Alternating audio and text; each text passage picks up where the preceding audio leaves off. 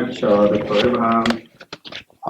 I would also like to thank OSA for this opportunity to really meet the Oromo elite audience.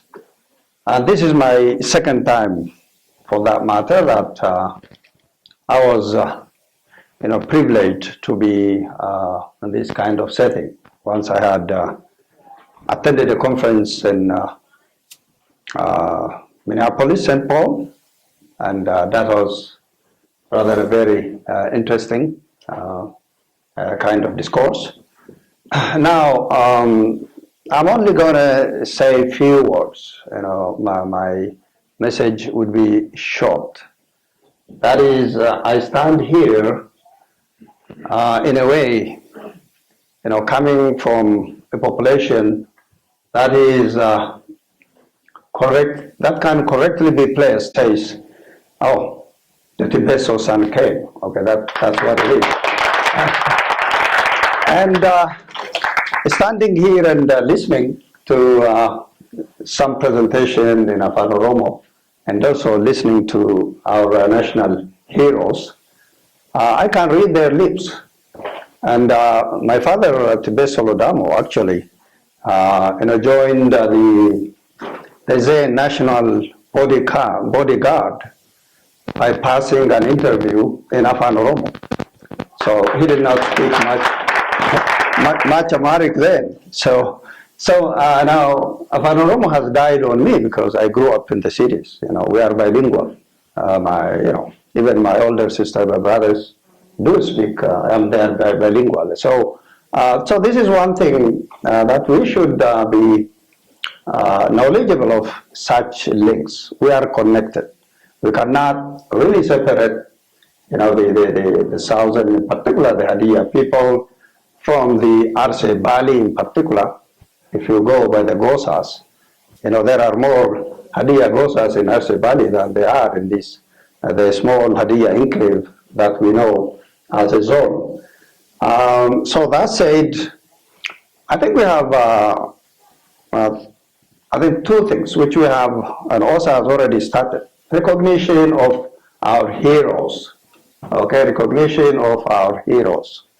I was encouraged to see our heroes speaking today, given this forum.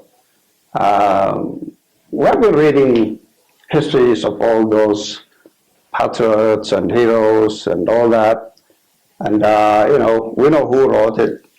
I mean, this is a kind of documentation we must keep on, making and enriching. This is a beginning. There is a lot of story to be told. There are so many heroes, our fathers, forefathers, okay, that do have such a credible, respectable, history. And in my youth days, when I was in college, expelled from the university around 1971, 72, I had opportunity to travel all over the South, in particular Morana area. That area from Agarmariam, Yavelo, Mega, getting down to Moyale, and then crossing Wachile, and getting to Nagele Morana, and then passing on to Dolo. I know that part of the country, I have dealt with, business people, in that area, and I just spent some 6 months, and I know the population. And since we're traveling on a dirt road, we really did not mind about the kind of conflicts, internal, interstatal conflicts that are now being addressed now. Those, we never cared. We slept on the, in Wachile when our car broke down. We did not care, spent overnight.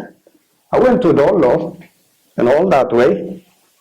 People knew that, oh, General Wacos, people may be around. Okay, I just said, okay, let's go, the driver. As a youngster, my idea was to really be exploring the new territories and to have a feel for where our people are living and all that.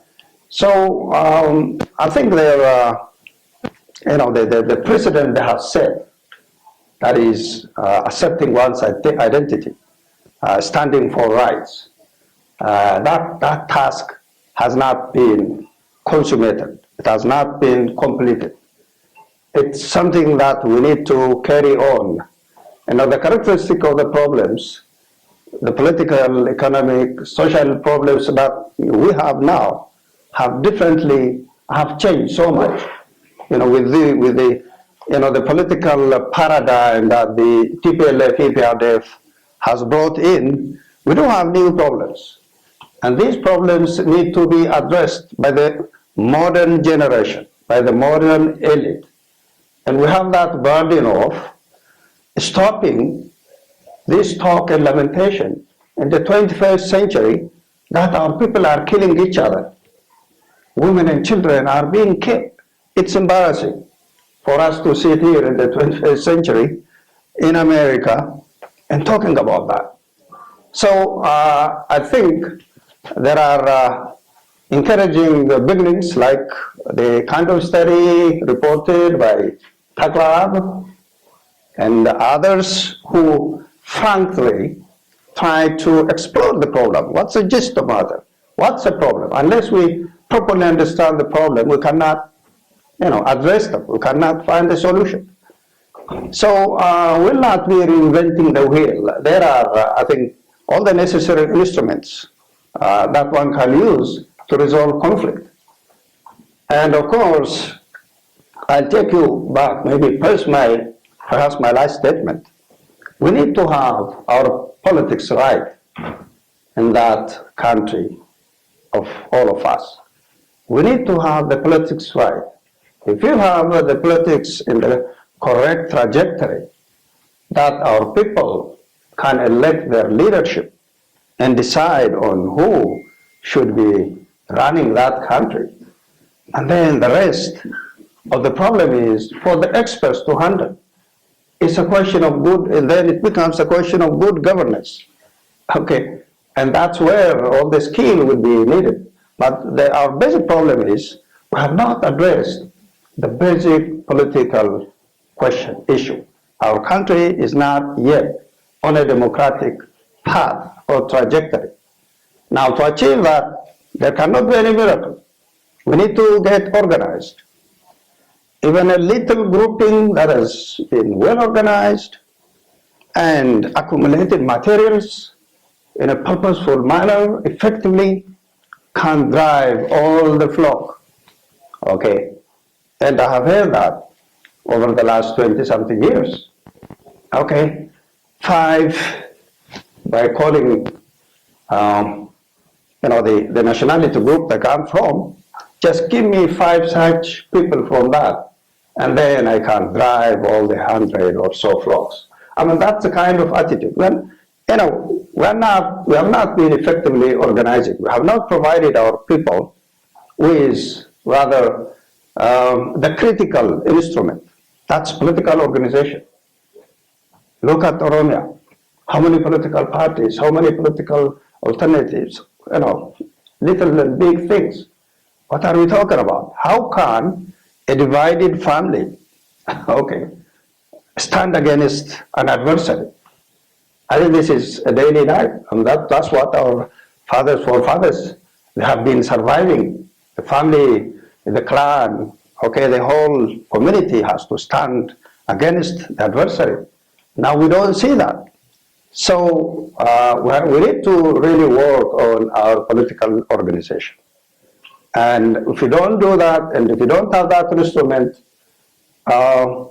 we will, remain in disarray, and elements that may not deserve to be where they are will keep on prevailing. They will set their agenda, and that's all. We just cannot, this is a divided kind of thing. So my appeal would be, I think let's coordinate the political activities and start to assert a leadership position. How can a majority, we just remain lamenting and disputing within itself and all that, and bickering on the agenda that another well-organized group has set? We have to start setting the agenda. and they start to come out speaking the truth, which I have already, I think, at least since I don't know how many months, I'm now starting to speak what the truth is. We have been trying to simply, pass things in the name of unity or some kind of cooperation, some kind of front. The lines are now being divided. Okay, the red line is now being drawn. We are seeing it. If we cannot see that, we must be fools. So I think our task should be to strive to get organized and strive to take a leadership position. That's what the task of the majority is. Okay, that's the task of the majority is. If you don't, if that country does not get this from the Oromia community, linked up with other democratic, peace-loving peoples, then I think that's a huge historical failure. And we don't want to be cited as, I don't want to be part of a failed generation. Thank you very much.